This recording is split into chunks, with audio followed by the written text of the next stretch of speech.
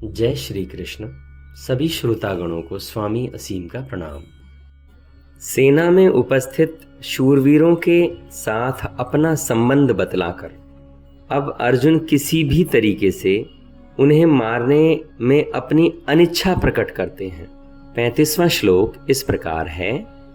एतान् हन्तुमिच्छामि घ्नतो अपि मधुसूदन अपि त्रैलोक्य राज्यस्य हेतोः किं नु महि कृते। एक बार फिर सुनेंगे। एतान् हन्तुमिच्छामि घ्नतो अपि मधुसूदन अपि त्रैलोक्य राज्यस्य हेतोः किं नु महि कृते।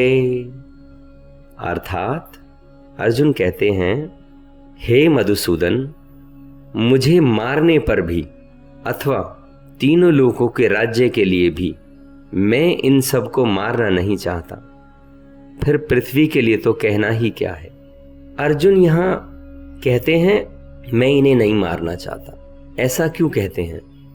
क्योंकि दोनों सेनाओं में स्थित संबंधियों में से जो अर्जुन के पक्ष के थे उनके द्वारा तो अर्जुन के मारे जाने की कोई कल्पना ही नहीं कर सकता। यहाँ पर अर्जुन ने घ्नतः और अपि शब्दों का प्रयोग किया।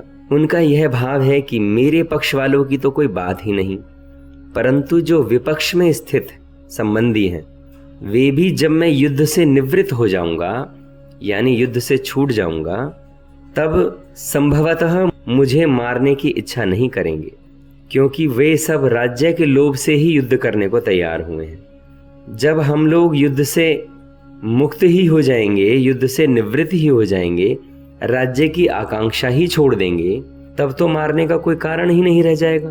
परंतु इतने पर भी उनमें से कोई मारना चाहे तो मुझे मारने की चेष्टा करने वालों को भी मैं नहीं मारूंगा, ऐसा अर्जुन कहते हैं।